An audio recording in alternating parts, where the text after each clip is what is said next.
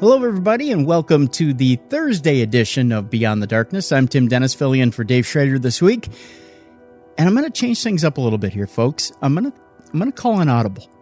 I know I said today was Gary Busey. I know I got you all excited. I got you all ready for some Busey madness. I'm going to wait until tomorrow for that. I got kind of swept up in the Elvis documentaries this weekend. Watching, the 40th anniversary of Elvis's death was yesterday. I got sitting down on the couch this weekend watching different documentaries on different channels about the death of Elvis. And I was sitting here thinking to myself, we have a perfectly good show sitting in our archives with Gail Brewer-Giorgio. Now, you may say, Tim, for you younger folks, who is Gail Brewer-Giorgio? Gail Brewer-Giorgio wrote a novel in 1978 called Orion. Orion was the story of a masked singer who sounded a lot like Elvis, who basically faked his own death and continued performing behind a mask. And a lot of people thought that maybe it was a story reminiscent of maybe Elvis faking his own death. And soon enough, there was a performer who came out under the name Orion, and it turned out to be a man by the name of Jimmy Ellis. However, he sounded a lot like Elvis, and people thought maybe it was Elvis himself. And so began the conspiracy theories. Gail Brewer-Giorgio really kind of stoked the flames of the Elvis conspiracy theories. And she released 5 books having to do with whether Elvis was alive or dead. And she is the foremost, I guess you could say, authority on the conspiracy theory when it comes to the Elvis conspiracy. So we had her on the program, and Dave went one-on-one with Gail Brewer-Giorgio and addressed some of those sticking points, some of the more famous rumors that are out there, some of the more famous, I guess some people would call them facts as to why they think Elvis is still alive, and some of the not-so-known quote-unquote facts as to why Elvis, or why people think Elvis is still alive. That's all contained in this show today with Gail Brewer-Giorgio. Also, Elvis's former hairdresser stops by, talks a little bit about Elvis during his lifetime and some metaphysical aspects of Elvis that we didn't know about as well. So that all coming up right now on Beyond the Darkness.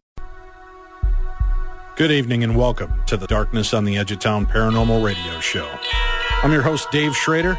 This evening, we're going to take things a little different. Usually, we delve into the world of ghosts, UFOs, Bigfoot, and all the weird stories of the supernatural. Tonight, though, we're going to look at a little bit of a conspiracy and cover-up theory. Our guest is Gail Brewer-Giorgio. She is the author and investigator. She's joining us for the first time tonight. Gail has been involved in the last 20 years in exposing what could be one of the biggest cover-ups on the planet. Is Elvis dead? Well, that's a question she first asked almost 20 years ago in her book of the same name. Gail has provided some of the most stunning clues regarding the alleged death of the king of rock and roll, and we're going to be sharing them tonight with you. Whether you're a believer or just a casual observer, Gail makes a compelling argument that Mr. Presley did in fact fake his death and may be still living today amongst us. Gail is finishing her newest book, The Secret Mr. Presley, and will share some incredible facts about Elvis with us.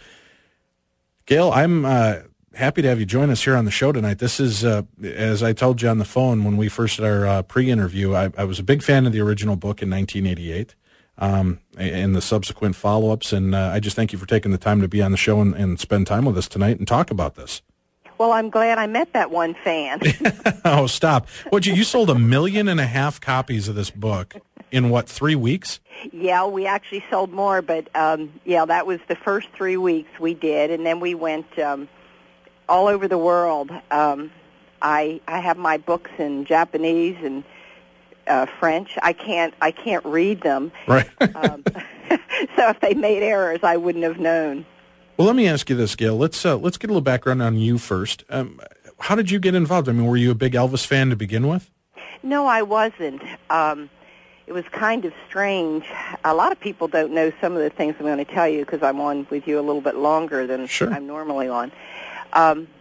When I was in Jacksonville, Florida, when I was just a teenager, one of my teachers was a woman named May Axton.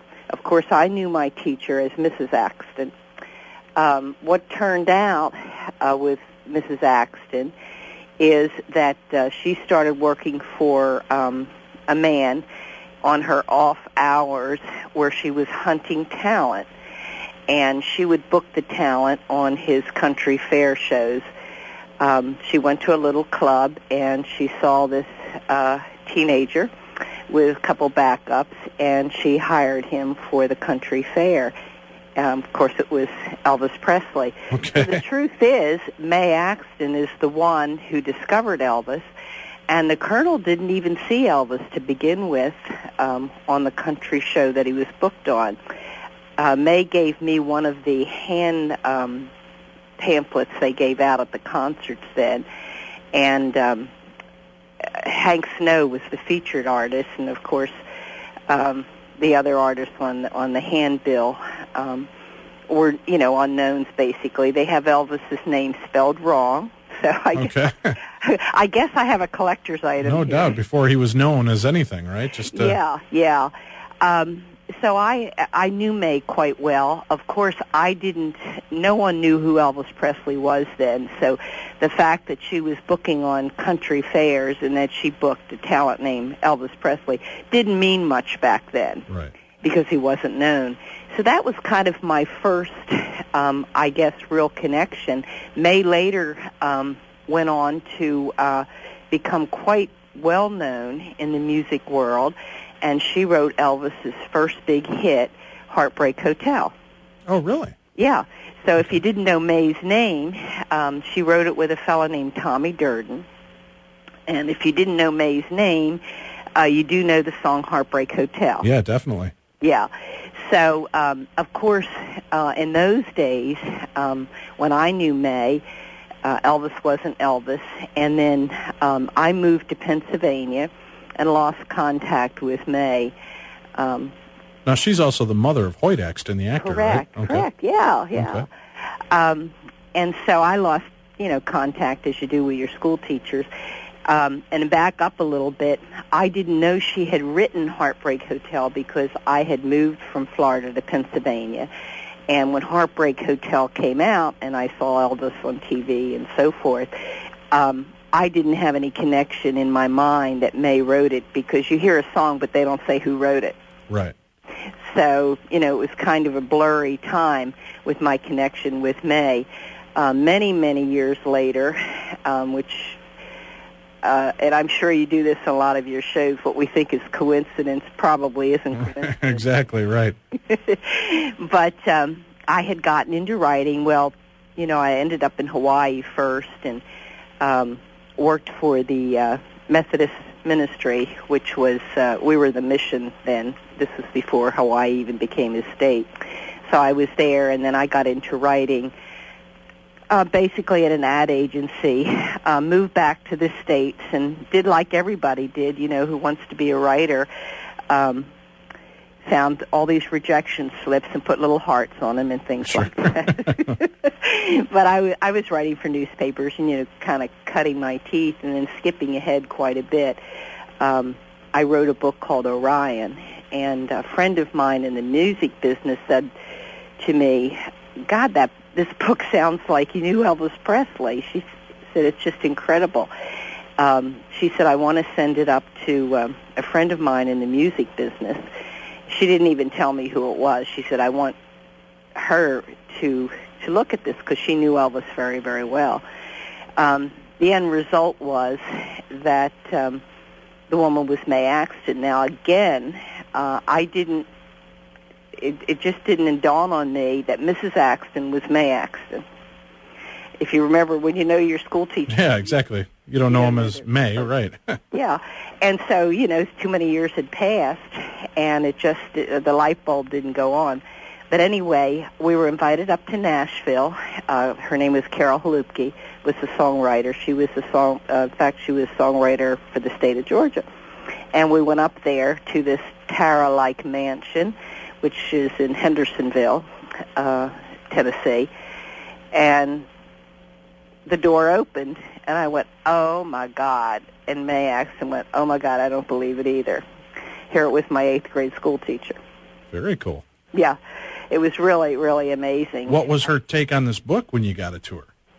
Oh, she absolutely could not get over what I knew on Orion. Now, the book Orion, why don't you give a little bit of background so people know a little bit about this book as well that you'd written? It's a novel. It's about a superstar, and just goes through his life and so forth. And a lot of things that I wrote in the book were not known to the public. I didn't know it. I made it all up. And Mae said I couldn't have made it up. She said too many of these things happened. And it's funny because some years after Orion came out, and that was published first by Simon & Schuster and Pocket Books and so forth, after it came out, Priscilla Presley wrote her book, Elvis and Me. Now, remember, it was after I wrote Orion, and she wrote in her book things that happened personally between Elvis and her that I had written as fiction in my book without ever knowing that it ever happened. Now, did your book come out prior to his death, or did it come out after? No, it came right after his death, but I was writing it prior to his death. Okay. So that's kind of that little connection as far as Mae and I hooking up. And it was really, kind of a wonderful reunion because Mae was very, very nice. When I say she was my school teacher, they had a school newspaper. And if you remember back to your school days, you can remember easier than I can probably. But every class had its reporter, right? Right. And we used to turn little articles into our school paper and so forth, who's going with who and little things like that. And Mae was, because she was an English teacher, she was the editor of the teacher editor of the paper. And so she would correct everything, go over our stories and help us and that sort of thing. So we even had a closer relationship than you would if you were really in the classroom. Mae later told me that I had met Gladys Presley through her, but I don't recall that happening. She said we had moved to the beach. My parents and the family had moved from Jacksonville down to Neptune Beach, and Mae used to come down because she had a friend that lived there. And she said that she had called me, and we had met at a place called the Chicken in the Basket. And she said that with her that day was Gladys Presley. Well, you go back again, Elvis wasn't Elvis, so if she had a friend with her named Gladys Presley, it wouldn't it wouldn't matter to you. It wasn't a standalone. This wasn't an 8th grade student. Right. You probably don't even know your parents' friends' names. And so, but she said I did meet her that day. And I do remember meeting people besides Gladys through Mae, but I wish I could have said it was a memorable meeting, but because he wasn't who he was, I was just an 8th grader. But I guess I was drawn into this circle through whatever attachments are out there in the universe. I mean, it was very, very, very strange that this could occur. Now, your book Orion, though, it dealt with the character very much like an Elvis character. And did he fake his own death in that book as well? Yes, he did. Okay. Yeah, and that's what was so interesting. Now, you got to remember this. Remember, kids, the name of this story is called Orion. And Orion, it's written, yeah. and this is going to come into play a little bit later in the show. We're going to talk about another Orion that had a strange connection to Elvis, and we'll go through all of this. You're going to take a serious drink out of a fire hose tonight. We're going to start pounding you with information. You probably do have me on the right show because it is bizarre. That is right. Now, are you familiar with Larry Geller? Oh, yes, Elvis's hairdresser. Right. Larry is going to join us a little bit later for a few minutes. He's a wonderful man. Right. He's going to join us as well. As fate would have it, again, as happy happenstance would go. Turns out our good friend Christine Letterman, who's with Perfectly Paranormal, she does all the bookings of our events for us and helps out. She's related to Larry. It's like her uncle, and she said, I just read this about the show that you're doing with Elvis. My uncle is Larry Geller and was the hairstylist for Elvis, and he did Elvis's hair for the funeral. You should talk to him tonight, and he agreed to come on for a few minutes. So we're gonna discuss that too, because there's some strange stories that took place with Elvis in the coffin, and we want to cover that. But now let's get into we'll take a break here. We'll come back and we'll start getting into the strangeness of Elvis's death. And I've got a little blurb here I want to read when we come back that kind of gives a strange timeline as well. So stay tuned. We're talking to Gail Brewer-Giorgio. We're talking about the strange lives of Mr. Elvis Presley. We'll be doing more of that right here on Darkness Radio. Now, hey, this is something interesting, and I found this bit of information. You tell me if this is correct, okay? Sure. Here's the timeline. Elvis Presley was pronounced dead at 2:56 p.m. Between that time and when the body was viewed the next day, there had to be enough time to do all the following. An autopsy and embalming were completed. The body was back at Memphis Funeral Home by 8 p.m. 16 white limousines were ordered. A white Cadillac hearse was readied. A specially designed casket was ordered and flown in. A casket blanket of 500 red roses was made. The security and police were ordered. The tour was canceled. Personal calls were made by Vernon to fan club presidents asking them not to attend. Clothing was chosen, songs were chosen, ministers were contacted, the procession planned, and the body was put out on private display by 11:30 the next morning. Absolutely, and in fact, Colonel Parker had T-shirts ready to sell at the gate. He had all kinds of memorabilia. T-shirts? What kind of T-shirts? I went to Graceland and all I saw was a dumb corpse. Is that what he said? Elvis T-shirts. He had all kinds of memorabilia. The fans were buying them. They were all ready, and that kind of raised a little bit of wonder about perhaps he had powers we didn't know, but to have all that. But yes, you're right. All those things were taken care of, and in fact, Mae Axton was one of the people Vernon called to tell her not to come to the funeral, and he told her it was not Elvis in the coffin. She told me that. Well, I'm just surprised. I mean, aside from Kennedy, what other celebrity has been turned around in less than a 24-hour span and ready to be shown? And, I don't know. And placed out there. Now, the other strange thing was that by the orders of Presley's estate, no cameras could be brought to the funeral, although one of Elvis's own relatives, Bobby Mann, managed to sneak one in, and the picture he took is the one that appeared on the cover of the National Enquirer. Right. And that picture, Google it, folks. Google the National Enquirer Elvis photograph, and then look at some of the photographs of Elvis prior to his death, even the month before when he did his concert. The figure in the coffin looks... first of all, it doesn't even look like Elvis to me, but then again, I saw my grandfather in the coffin, and it didn't look like my grandfather to me either. I wonder if my grandfather's really alive and hanging out with Elvis. That bastard. We got to find him. But, I mean, it looks... He's got the pug nose, right. Kind of the higher back hairline. It just didn't look like Elvis in the coffin. So there was, considerable talk about that as well. But one of the other strange... Many people said the same thing. One of the... You get so many stories, Dave, that it really sometimes is hard to find the credibility line in all of them. But what was in common was how many people said that it appeared to be a wax dummy and there were beads of sweat. Gene Smith, Elvis's first cousin, Gene's mom and Elvis's mom were sisters, told me that when he went to the house and for the private viewing, he said he knew it wasn't Elvis. He said to Vernon, he said, that's not Elvis.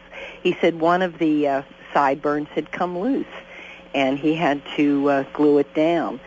And Vernon told him it was not Elvis in the coffin. Now, that doesn't mean Elvis was alive. It could have been simply that they wanted to show the public something, and I'm not sure why they would do that, but that in itself doesn't state he was alive, but apparently there was something else in the coffin, and that certainly if you do a profile of Elvis and actually do the measurements, get the any profile of Elvis, he had a very, very good profile, very aquiline nose and so forth. He didn't have a pug nose. I said to one of Elvis's friends on one of the TV shows that people complained about the pug nose, and the fellow said, well, that's because when Elvis died, he fell on his nose. But I can tell you, if you sleep on your face all night long in the pillow, you really don't wake up with a pug nose. So yeah, that's true. I don't think that's what it was, but it seems as though, according to many, many people, that it was not Elvis in the coffin. Now, they actually have audio of Elvis as well from his concert tour in 77, where one of the comments, kind of throwaway comments he makes on stage, and I think it was the month prior to his death, wasn't it? He made a comment along the lines of, I may not look good tonight, but I'm going to look good in my coffin. Correct. And then at a different time he says, I know I look fat now and I look terrible for my TV special coming up, but I'll tell you this, I'm going to look good in my casket. Right. He did say things like that. He even said goodbye to people. I sent you some pictures that were really interesting. Yeah. And you see that they were taken June 26, 1977 in Indianapolis for Elvis's last tour. And I think they were 4 days after his CBS TV special. Mm-hmm. In the CBS TV special, he looked very fat, very bloated. And he was wearing the same sundial suit. But then you see the other pictures, and there's only 4 days difference. The suit and he appear at least 50 pounds lighter. If you have been able to get any of the CBS footage, it's interesting to look at. Oh, yeah, you can find it on YouTube. They're all over. I went in and checked that right away when we got off the phone.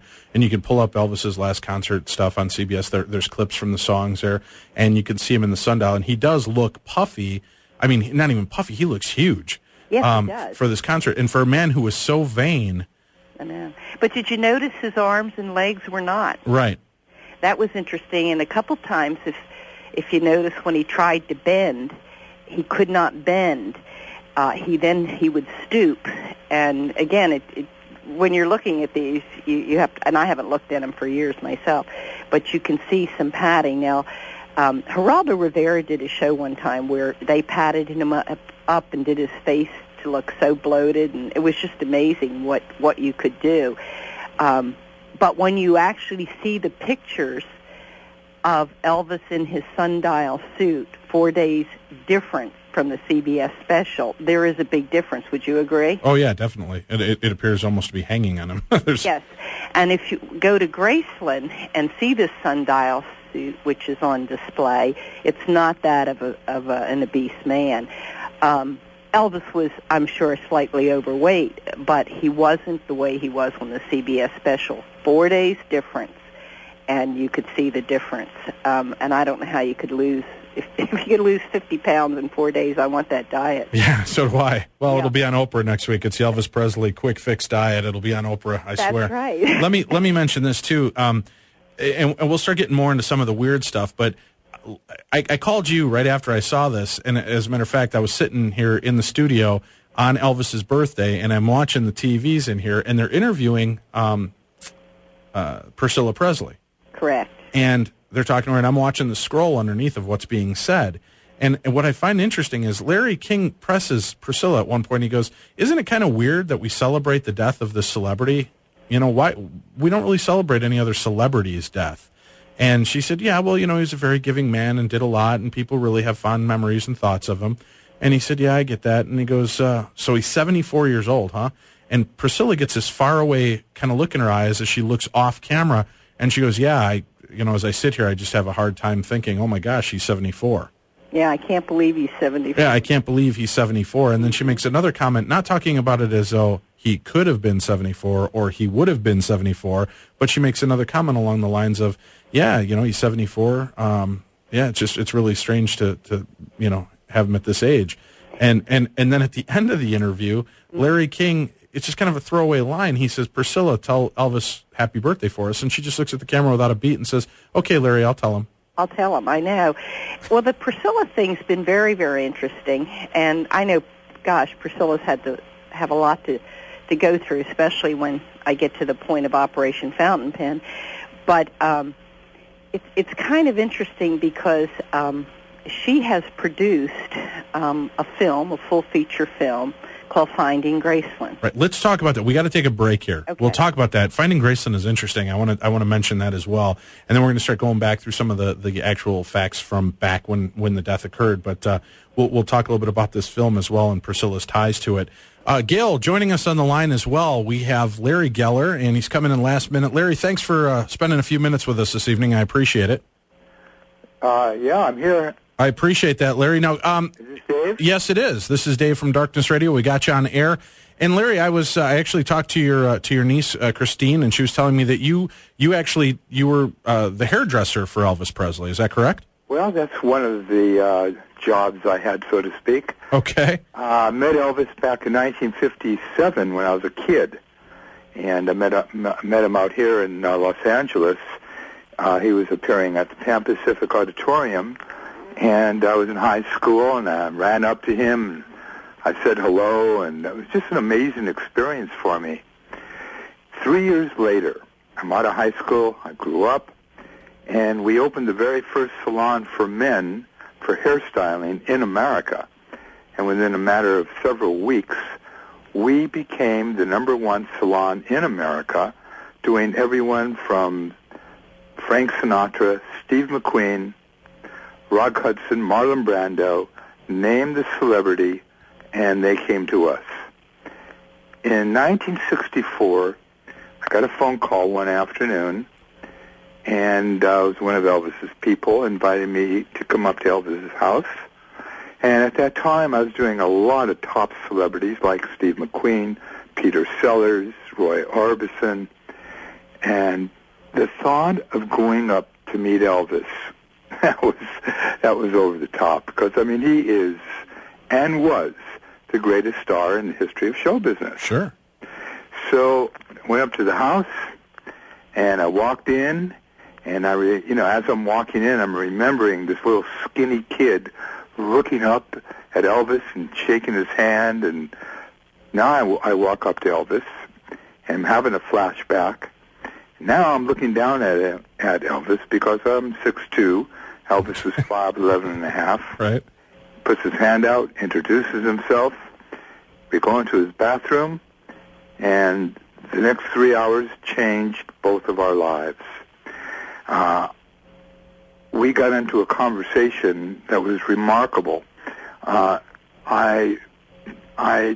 did Elvis's hair, took about 45 minutes, and when I was through, I sprayed it, and I said, Elvis, what do you think?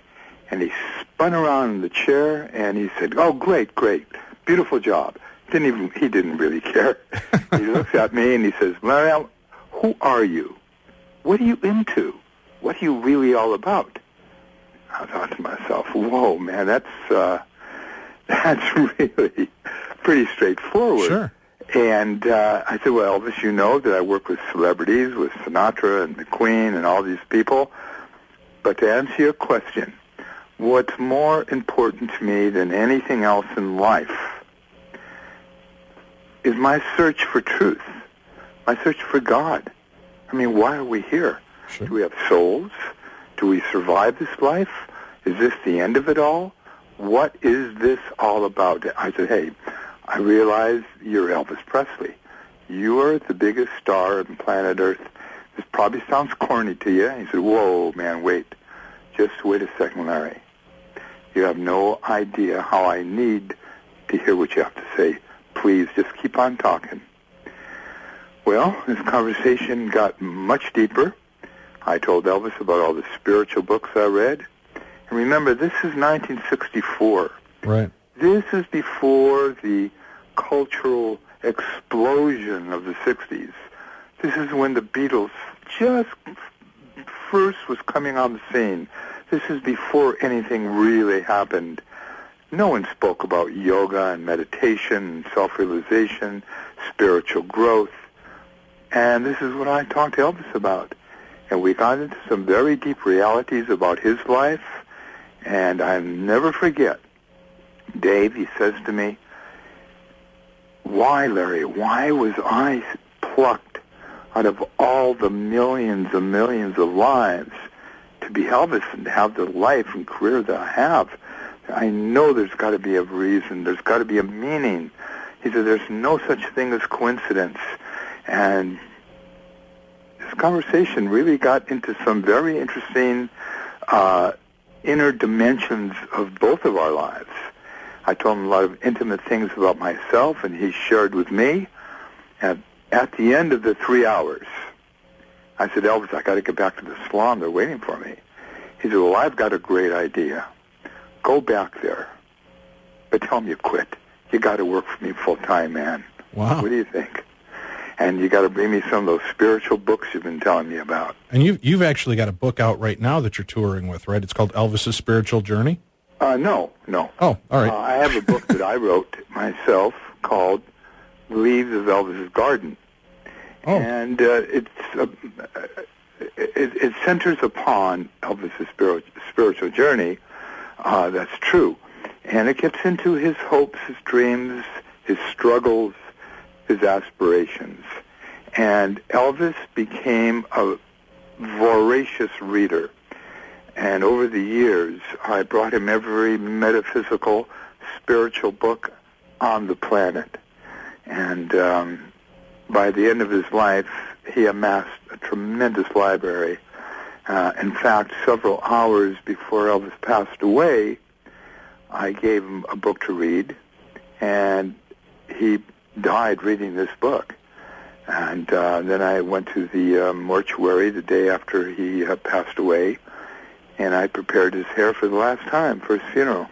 Well, that's what we wanted to talk to you about now. As you know, we have on the line with us Gail Brewer-Giorgio, who's written many books about the possibility that Elvis may not have died and that he may have faked his death. There's been a lot of speculation. Oh, that's such nonsense. That right, that in the casket. When I was told I was going to be on this show, I thought it was, for real. That's absurd. Well, I'm curious, how do you respond to there were claimants by not just one, but many people that said that in the coffin, the body had sweat beads, that one of the sideburns appeared to be pulling off. Wait a minute, Dave. Mm-hmm. You're talking to someone who prepared Elvis's body for his funeral. Right, and that's why we're having you on to talk to you about that. You're not going to talk to anyone closer to the reality of the situation. And that body in the coffin was the body, sadly, tragically, of Elvis Presley. And that's the bottom line. What else is there to say? Well, and that's what I'm asking you. Some of this people who weren't even there. Mm-hmm. Well, no, and that's why I'm asking you, as somebody that did have a part of this. Was there any, like I said, claims that one of the sideburns had been coming loose? Nonsense. Who says that? It's been reported through quite a few different spots. Wait. Reported by who? Well, we've got Gail online. Gail, who did you say was one of the people that helped to report that story? Hey, Larry. Long time. Yeah, hi, Gail. I understand you've gotten married since you and I met in California. This is true. What year was that? When we met? Yeah. Oh, goodness gracious. 95? 95? No, I think it was, wasn't it? No, you're right. No, it was 93-ish. That's right. 92, yeah, that's right, because I got married in 95. Yeah, well, congratulations. Well, thank you very much. And At any rate, there are people that claim things all the time. I'm the person who prepared Elvis for his funeral. I'm the last person to touch him when the lid came down on the coffin. That was Elvis Presley. End of story. But there's more important things to talk about than that if you're talking about Elvis Presley. We're talking about the greatest star that ever lived. We're talking about someone who his home is the #1 visited home in America. He has sold more records and albums than any individual or group that has ever recorded. And I think that's why the fascination is out there for people not wanting to let go of a superstar like this who had such an impact and an effect. Well, they don't have to let go of him. They can enjoy his music, his movies, read about him. There's some fantastic... In my new book, by the way, Dave, Elvis, as I was explaining to you earlier, was a tremendous reader, and he explored the world's great religions and metaphysical systems. In this book, I have quotes and passages that Elvis was magnetically drawn to. I have pages from his books that he underlined and made marginal notes. That's what's interesting about Elvis Presley. Who was this man? Who was this guy that was born in the poorest state in America, that was born in a shack? Not only did they not have electricity, they didn't even have running water in the house. Right. They had no pipes. They had to go outside and get water from a well. And this man became the number one celebrity on this planet. Now, who is he? What was he really all about? That's more fascinating, more interesting, and there's more to say about that than, someone said that he had fake sideburns. That's absurd. He didn't. I worked on his sideburns. Those are Elvis's. All right. Well, Larry, that's why we wanted to bring you on, and I appreciate your input on this. And I'm going to extend the invitation now. I'd like to have you on in a month or so. We can have you come on. Dave, that would be great. And talk about the spiritual journey. Gail's voice, that's lovely. And if you want to do this again, we can get into I've got some great stories to tell you. I'd love to. We'll do it again. I appreciate that, Larry. We'll give you a call back. We'll plan on having you on in a month or so. We'll follow up more on Elvis's spiritual journey and get some insights from you. Thanks for spending time with us. All right. Gail, you stay with us. We're going to take a quick break here, and we'll come back and do some more with Gail Brewer-Giorgio. You're listening to the best in paranormal talk radio, Darkness Radio.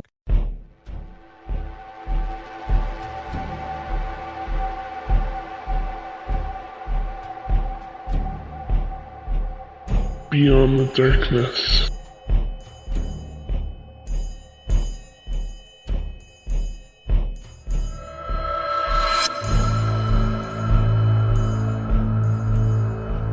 Welcome back to the show. It's Beyond the Darkness. Tim Dennison for Dave Schrader, who is in England this week.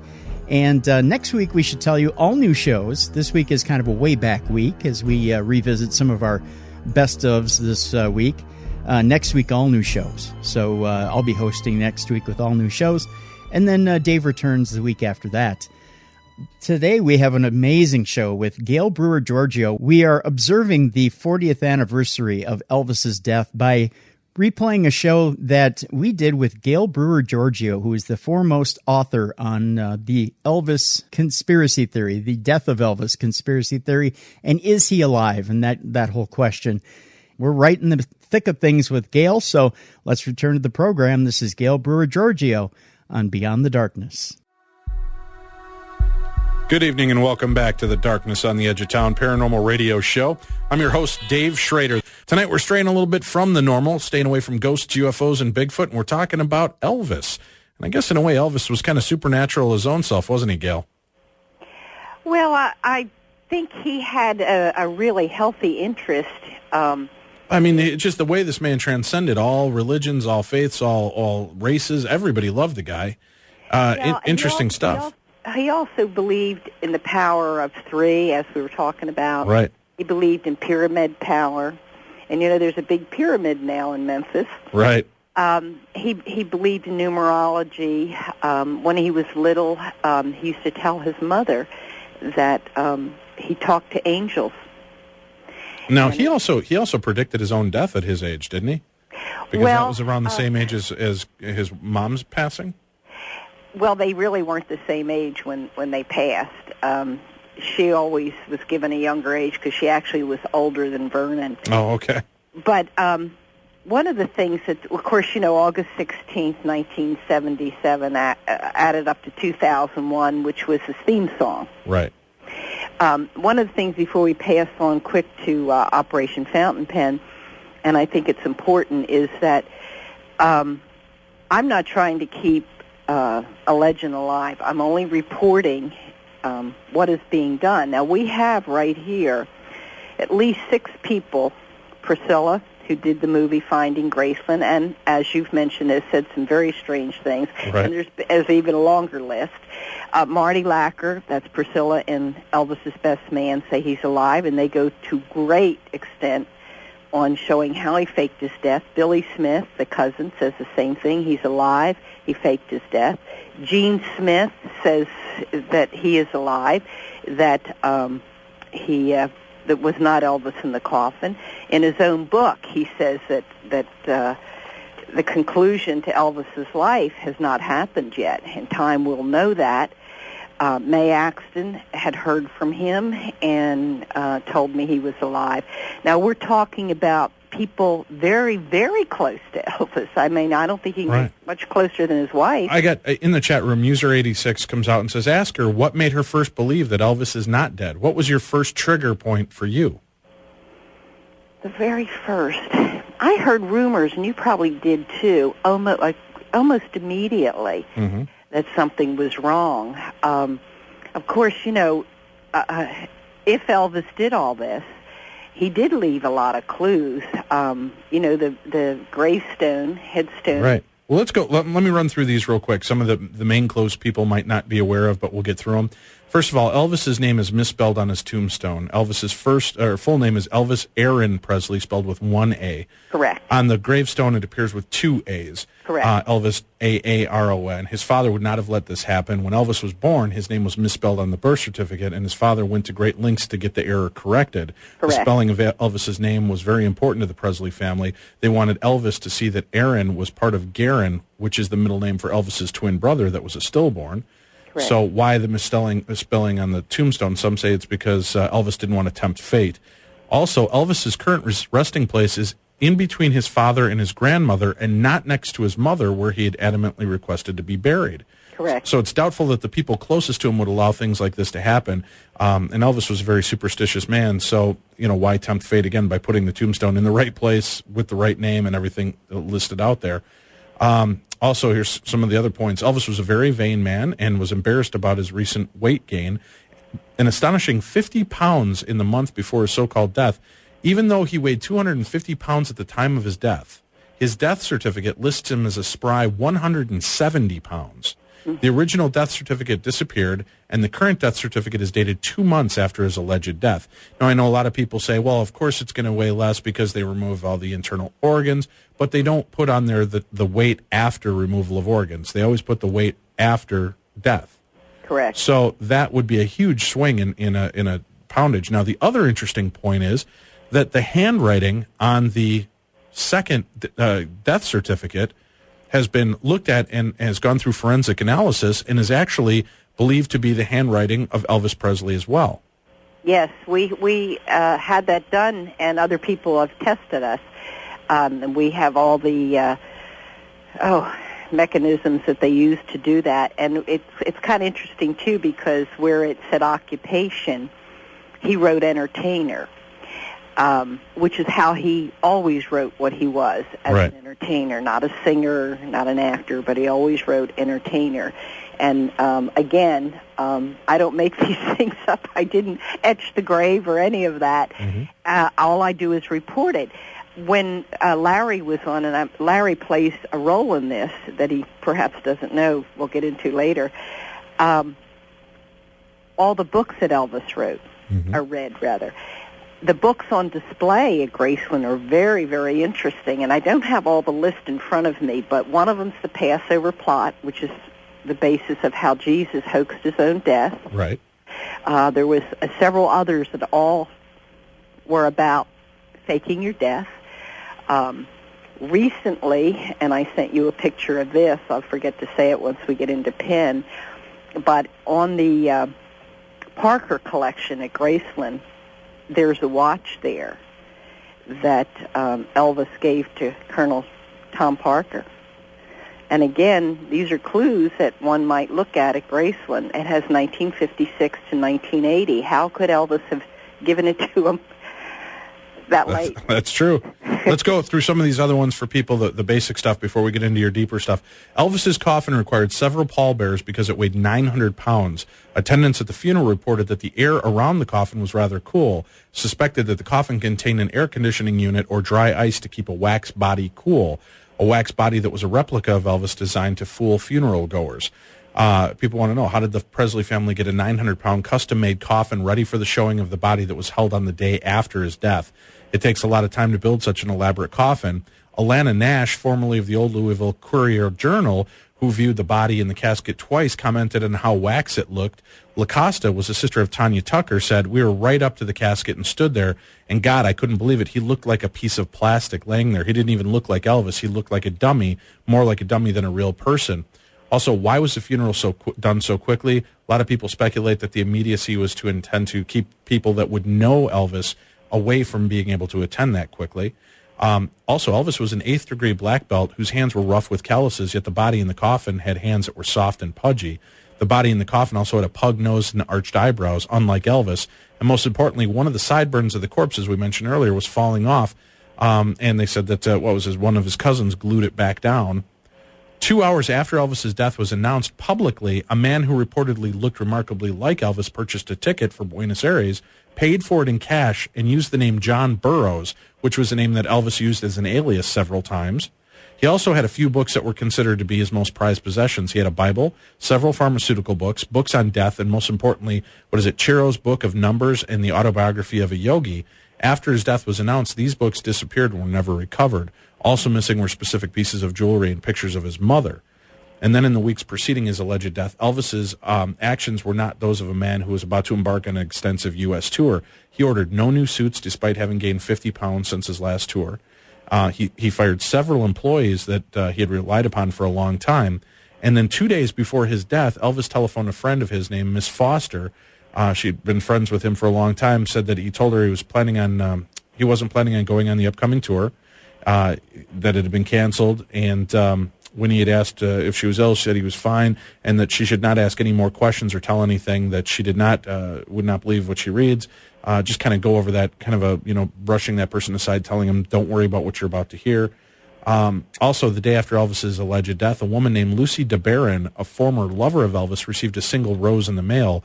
The card indicated that the flower was from L. Lancelot, spelled E-L Lancelot, and this had been her pet name for Elvis, and it was a name that no one else knew, and flowers can't be sent from beyond the grave. Now, these are all tips and clues you've heard as well, correct? Yes, correct. Also, Elvis had other reasons to fake his death. Elvis's life was in danger, and we're going to talk about that.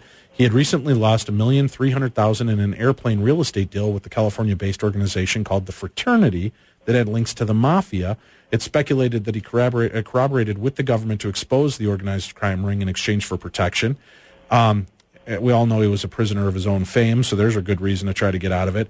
And he had the means to fake his death. He's accused of destroying himself with drugs, when in reality, Elvis was a pharmaceutical expert. He took a lot of drugs, but he knew what he was doing. And in most part, people say that he was extremely careful. He knew what drugs he could self-administer to create a death-like state, according to some. Now, again, that's kind of speculation because we're getting a lot of the hearsay in this. Let me see. Elvis's manager, Colonel Tom Parker, had once created a new identity for himself. He came into the country as an illegal immigrant from Holland, but through a various of connections, managed to create an elaborate identity complete with a passport, birth certificate, driver's license, and a social security number. So he would have known how to give Elvis a second life for sure. Now, on this one I've heard is interesting. Elvis's Lloyd's of London life insurance policy is still not cashed in. That's what I heard as well. And, the main reason you would assume that is because it's not illegal to fake your death as long as you don't profit from it.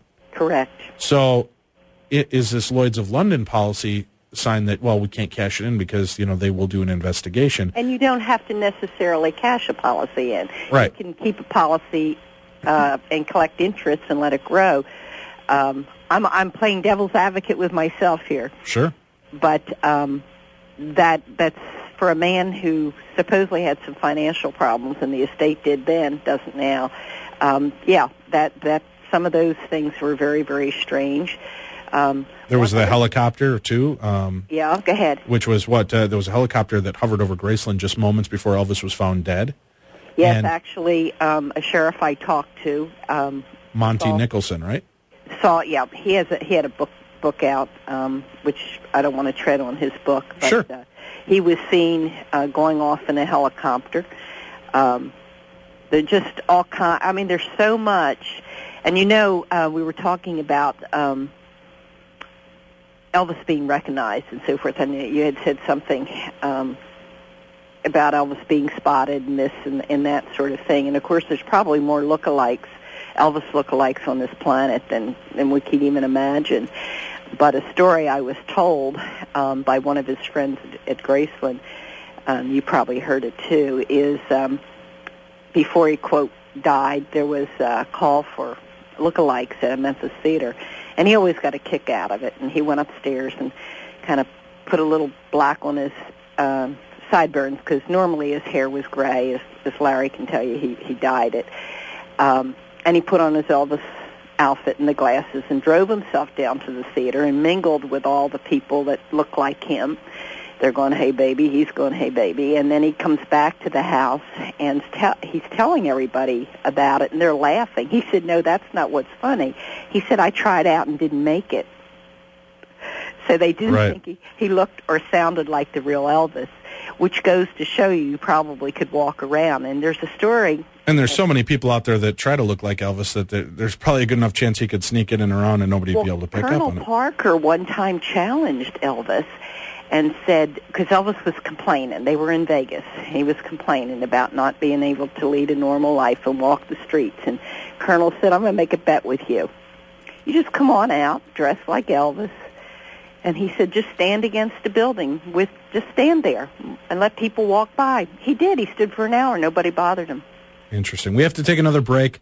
Gail, when we come back, I want to start getting into this. We also have a fun little parody song that we're going to play in a little bit here. Good little fun song I thought you'd even get a kick out of. We'll be back with more, and we're going to get into the heart of this matter, talking about Project Fountain Pen, and I'm going to need you to just pour it all out as soon as we come back. All right, Gail? All right, we'll be back with more. You're listening to the best in paranormal talk radio, Darkness Radio. And I want to talk to you about our favorite haunt, blindsgalore.com. As it comes to the paranormal and the strange, I am considered an expert in the field, but I also know my limitations. And Tim, you know I have many limitations, especially when it comes to keeping up with the house. Yeah. I'm not a handy man, Tim. Well, I'm not even a mildly handy man. I love to have somebody else do the work for me because I find a way to mess it up. Mm-hmm. And I went out to one of the big box stores to get some blackout blinds, these really nice blinds for my house. I got them cut wrong. It took me forever to figure out how to get them mounted and get them put up. I'm just not that guy. Mm-hmm. And that's why Blinds Galore has become a salvation point for me, because they're the experts when it comes to custom window coverings. Whether you're looking for blinds, shades, shutters, or drapery, like the fancy folk use, Tim, They have it all and they make it easy. These are 100% custom window treatments built to your exact measurements down to every little detail. It's a designer product without the designer price tag, and you'll save a ton compared to the big box stores. You'll get a custom product made just for your windows, and it's a killer deal. Blinds Galore has covered millions of windows, and they make it easy to get a completely custom product that you'll love. This isn't a hoax. They've got free shipping and will even send you up to 15 free samples right to your door. Don't ask for 16, Tim. They drew the line at 15. Really? 15 free samples right to your door, all for free. And you can do it right from your own home. So from start to finish, measuring, picking out the perfect window covering, and installing it, their team of in-house experts will be there to guide you every step of the way, online or over the phone. So put a toe tag on your boring old blinds and upgrade to something special with blindsgalore.com. Blindsgalore.com makes it easy to cover your windows so you don't have to see all the things that go bump in the night. Check out blindsgalore.com. Let them know your old pal from Beyond the Darkness sent you. That's blindsgalore.com. You're listening to Darkness Radio. We're going back to our guest, Gail Brewer-Giorgio, and we're talking about Elvis, the possibilities that Elvis did not die. So let's, we're going to have to hammer the facts here quick because time is slipping away from us, Gail. Let's go with Project Fountain Pen and the new information that you've been putting together for the book that you're working on now. Yeah. Well, this is astonishing. People might remember that Elvis was appointed special DEA agent back in 1970 by President Nixon.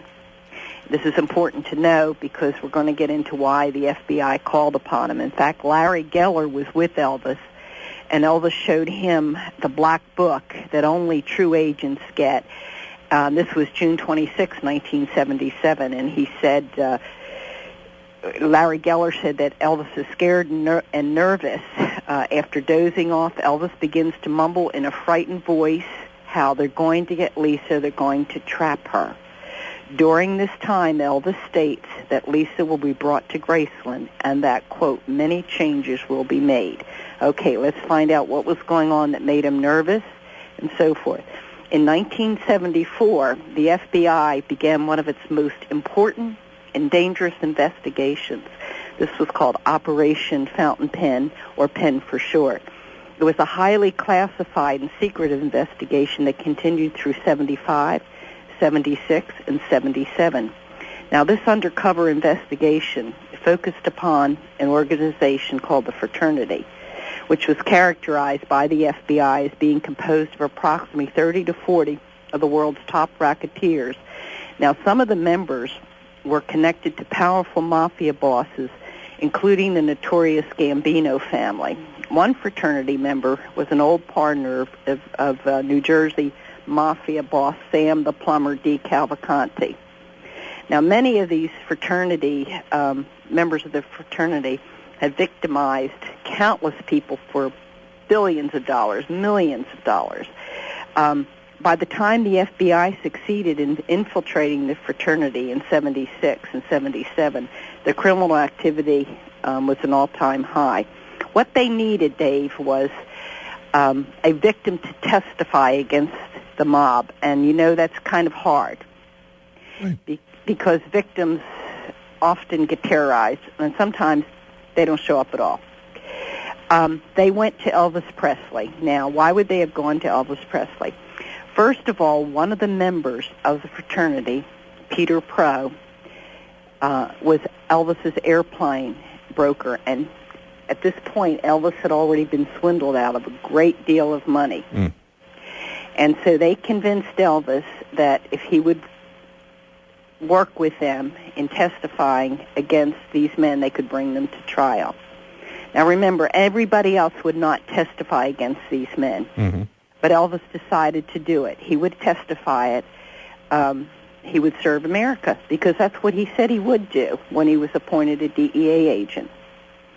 So then the Elvis Aaron Presley, who was the man that testified, Penn then became the Presley case. Now, the truth is, Elvis put his life on the line for this country.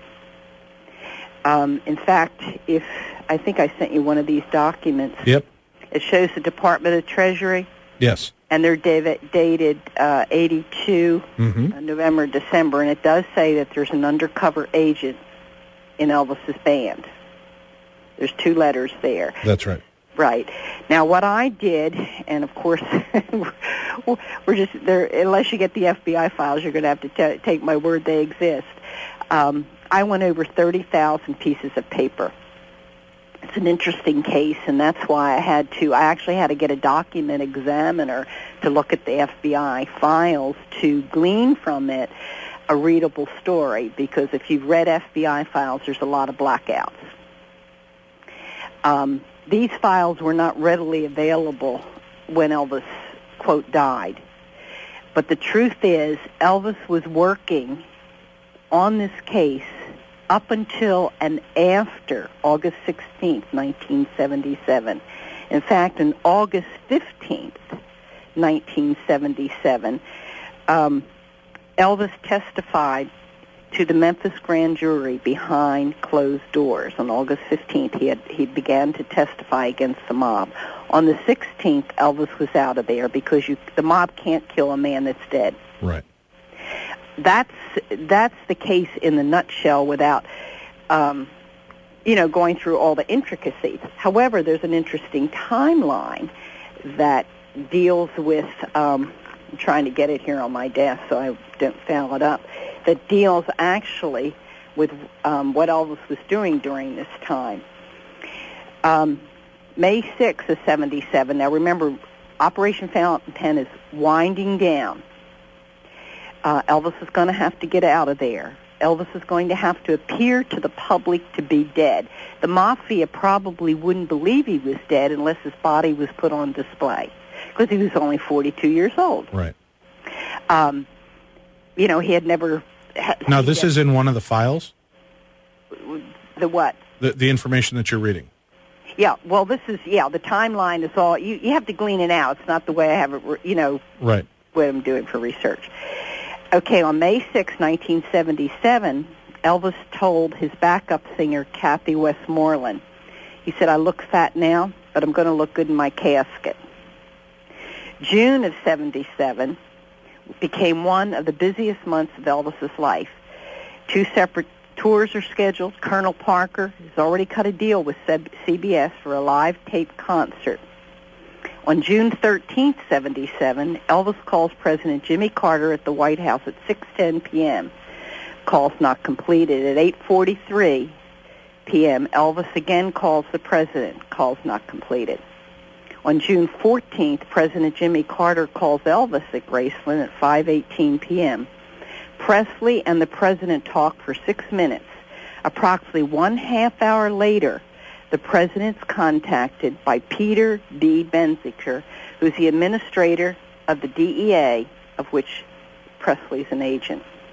Now, Elvis's stepbrother, David Stanley, happened to be present when Elvis received the call from the president. Mm-hmm. Elvis politely asked David to leave the room, stating, "This is kind of heavy. I got to take it alone." On the 15th now, Elvis Presley again calls Jimmy Carter at the White House. This call's not completed. It was U.S. Attorney Michael Cody who, via the FBI, enabled Elvis to get through to the White House. Now, this is important. Michael Cody of the FBI is the one that helped Elvis get through to the White House, because you really can't call up and say, "I want to speak to the president." Right. Try it. Yeah. Okay. I have. He never takes my calls. This is the same Michael Cody that was responsible for the prosecution of the Presley case in connection with Operation Fountain Pen. All right, let's stop with that. We have to take a quick break. Okay. We'll come back from the break. We're going to play this fun little parody song, and then we're going to continue on with the rest of the information that you have, okay? Okay. So stick with us. Gail Brewer-Giorgio is our guest. Is Elvis alive? We're about to find out more information than you're probably ready for. We're going to be right back here on Darkness Radio.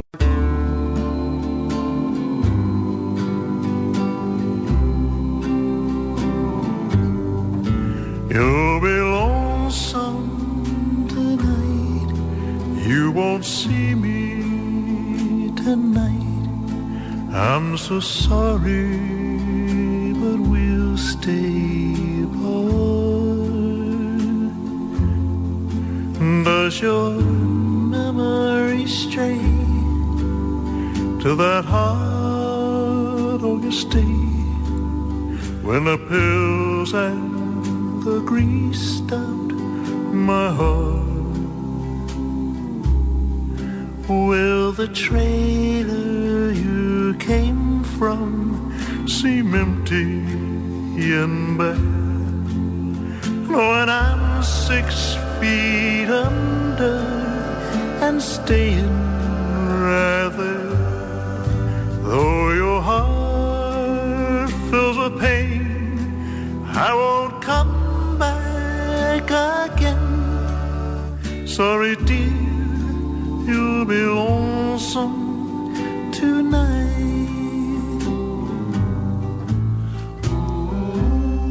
You wonder why you're lonesome tonight?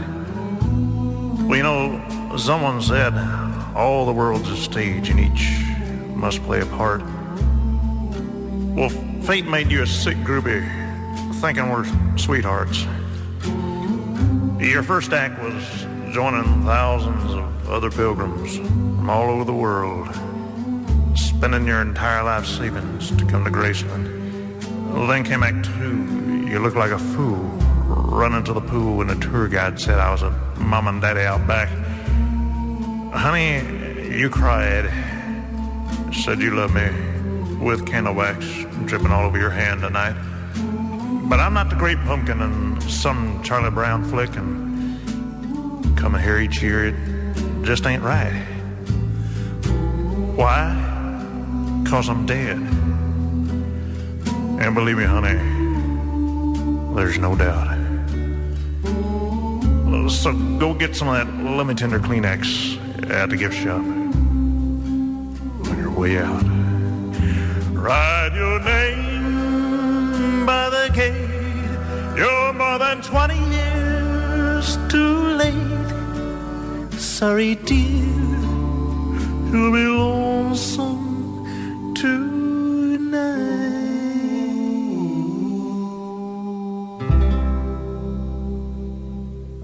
Gail, could it say it any better? Oh, that was so cute. Remember when he said, when the song says candle wax on the hands? Yeah. Do you remember in that call that I received? Right. I said something to the man that certainly wanted me to believe he was Elvis. Mm-hmm.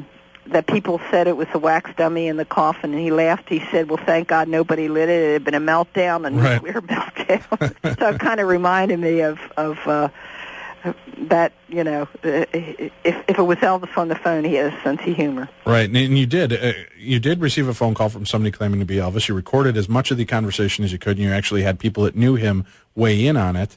And a lot of people did analyze it and say that they do believe that it was Elvis that had contacted you.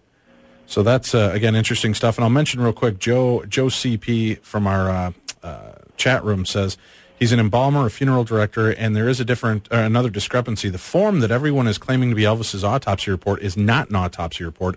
It's just a medical examiner's report. If you look on it, it says autopsy to be performed at Baptist Hospital. That's right. It is a medical exam. Tell him he is absolutely right. And the autopsy reports are like 40 pages or so in length. The form that's supposed to be Elvis's autopsy report is one page back and front. Yeah. And that's the alleged and then autopsy all report. autopsy remains were destroyed. Right. Yeah. So let's we're going to have to motor through here now. So you got the timeline going. We were talking about June. Now he's been a very busy man, and remember, this whole time Operation Fountain Pen is going on, and Elvis is working it. In June of '77, when Elvis is on stage, he mutters to the audience, "And I am, and I was." June 16th, Elvis discusses with Larry Geller the paradoxes of his life, and he turns serious and he says to Larry, things are part of a master plan and some things cannot be explained, at least not yet. Of course, he's working on Penn at this time. On the 21st, it's a CBS TV special. Elvis looks heavy and bloated, the worst he's ever appeared. Before going on stage, he frowns sadly, then turns to stepbrother Rick Stanley and says, "Know what, Ricky, I may not look too good for my TV special tonight, but I'll look good in my coffin." On June 26th, and he looked better in his coffin. He looked less than he did on that padded stage that he was on with those, whatever he had on. Yeah. Because on June 26th, he's in Indianapolis. That's 4 days later, and he is apparently, the suit's hanging, he's agile, he's limber, he's bending with ease. His face tanned and slim. Only 4 days earlier, his face was ashen and badly bloated. He also told people, America will see me at my worst, meaning the CBS special. Now, you know Elvis would not have allowed America to see him at his worst. Right, exactly. He was very vain and wanted, he looked good. And I think we would all feel it. He had to look his worst. He had to. No one knew what Penn was about, that his life was in danger. Mm-hmm. On June 26th, that's where Elvis showed Larry the DEA, U.S. Justice Department's Black Book, where he was an agent, and he mutters he was afraid they were going to get Lisa. On June 26th, he holds his final concert in Indianapolis, which, by the way, is the same city where the Operation Fountain Pen investigations originated. June 26th to August 8th, now that's where it's interesting. Numerous FBI memos and reports are being transmitted between the Memphis FBI office, FBI headquarters. It's anticipated, and this is in the files, by the way, by the Memphis field office that the Presley case will be presented to the federal grand jury on or before August 15th of 77. Now on August 14th, Elvis puts his arms around his stepbrother David Stanley, who's leaving for Nashville, and hugs him hard, then cries. Elvis says to David, "I just want to tell you I'll never see you again, but I love you very much." August 14th, Elvis makes that telephone call you talked about to Ellen Foster, basically says that something's planned, I'm not sick, I've never felt better in my life, that all my troubles are ending. He asks Ellen not to question him, blah, blah, blah. August 15th, Elvis puts on his DEA jogging suit. He seems nervous but also happily excited. He suddenly decides to make an emergency visit to his dentist. Now, this is in the middle of the night. Throughout the night, he's happy, he sings, he plays the piano, plays racquetball, and makes telephone calls. He's a busy man for having done all these drugs, don't you think? Yeah, exactly. I mean, boy, I'll tell you, I take an aspirin and I go to sleep. Right. August 16th, Elvis is found lying on the bathroom floor. And, of course, it's an almost unexplainable death. Now, here's something interesting a lot of people don't know. Vernon Presley gives a radio interview to WHBQ's Sid Leak shortly after Elvis is pronounced dead. I mean, this is within hours. Vernon, in a matter-of-fact tone, tells Leak that he'd seen his son the night before, that everything seemed fine, that Elvis was in great shape, a little overweight, but not as fat as the newspapers made him out to be. Unemotionally, Vernon says, it's hard to believe Elvis is gone. A few hours later, he signs a deal with Colonel Tom Parker. Now, this is a man that lost the most famous son in the world. Right. And he's doing this. Well, now let's start getting into to some of the major paperwork, too, with the FBI. I know time's slipping away from us here. Yeah. Now, if I read this correctly, there's over 663 FBI pages on Elvis, and most of that material consists of files dated after August 1977. They're classified top secret for the national security of our nation. Mm-hmm. And you know, when you find out what was going on after August 16th, it becomes equally interesting. Do you remember August 18th? Elvis Presley was buried in a mausoleum at Forest Hill Cemetery. Right. But October 2nd, the body is quietly removed from Forest Hill and placed on the grounds of Graceland. And Graceland's now under tight securities. Now, I talked to people right across the street from Graceland where the gift stores are. Right. They never, ever saw anything dug. Nothing dug at all. Well, and all those bodies were suddenly put in the ground. Oh, that's true. But I mean, but that part of the Meditation Gardens is so far back removed from the road. I mean, Graceland's pretty far up from the road. It is. And then the shops are way across the street. So I mean, they could have dug and not noticed. They could have had big trucks and stuff, but right. And there was a back exit, so people could have, they could have dragged the dirt out that way. Sure.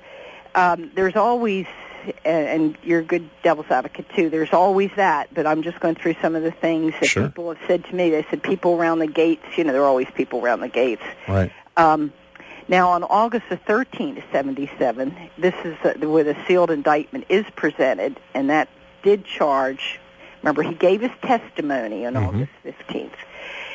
Then they did charge... Right, Elvis gave testimony on August 15th and was dead within... He was gone the next day. Right, gone the next day. Yeah, I mean, that's pretty impressive information right there, that after giving testimony, suddenly he's gone. That's right. And then on October the 13th, Frederick Peter lists all the people that were charged. They were charged with conspiracy, fraud, interstate transportation, stolen, all kinds of things. And then it goes into October the 18th. Philip Kitzer is arrested at the Miami airport. And then Frederick Peter Pro is. These are all part of the fraternity. Mm-hmm. On that same day, while the arrests were being made, Dr. Jerry Francisco, Shelby County Medical Examiner, and Baptist Memorial Hospital hold a meeting with Vernon Presley at Graceland. Later that day, Francisco announces that he will hold a press conference on October 21st in order to discuss the cause of Elvis's death. Now, while the government's arresting the people involved with fountain pen, notorious criminals, another member of the government, Dr. Jerry Francisco, is gathering his forces to discuss the death. I have a quick question from the chat room here. Are you saying that you believe he's in the witness protection program? He would have had that option. Okay. And I'm sure they helped him. Let's look. When you see the timelines, and you have them there, we won't go through them all, but when you see how long it really took them to prosecute the case, because there were quite a few people, each one took its own case, right? They had several trials. There were mistrials. And in fact, Peter Pro was on the lam. He was running. He was hiding. It was rumored he was hiding because the Gambino family had issued a contract on Pro's life. Well, if Gambino had issued a contract on Pro's life, who was part of the fraternity, what do you think he would have issued on Elvis, who was the one who was testifying against them all? Right. So, I mean, you really get some amazing things. But to jump ahead, and I won't go through all this because hopefully we'll get the Secret Mr. Presley published and everybody can really read it. And as you know, when you're reading so many FBI documents, what I do is tell you the story. I give you the number of all the documents. Everybody can check up on me. But there's one interesting document, and I sent you a copy of it. It's dated 12/14/77. That's after Elvis died, right? Right. And if you see it, it's an FBI document, you'll see a circle saying name Frederick Peter Proe. I don't know if you have it in front of you. No, I don't have it sitting here right now. Well, that was circled because that was Elvis's handwriting. He was correcting that document. And the reason he's correcting it, when you read the document, you'll see that the FBI, whoever typed it up, had Frederick N. Proe. He X'd it out, put an X and a 0, X out, and circled and said his name is Frederick Peter Proe. Another thing that was interesting is, and this is, by the way, this was compared to the last page of a letter that Elvis sent to President Nixon some years earlier, 7 years earlier. And you can see the handwriting matches. We used that. We had a court-appointed graphologist check it out. Anybody can get these documents now, and I say check it out yourself. But it appears he's doing the corrections, which would make sense because he's the victim. Right, I agree. He would correct and see these. So that was kind of interesting, and he also tells Nixon that he uses the name of John Burroughs. But you yourself, even with the human eye, when you look at this and look at the two, you'll see, I mean, you look at the word name from... right, a lot of the writing you showed me on the documents matches up exactly with the writing and the way that he'd do the T's and Z's and different letters all match up, and they were able to overlay that on a few of the specials that I've actually caught as well. Well, what's also interesting, and this is really off the beaten track, but it goes into the spiritual element of Elvis.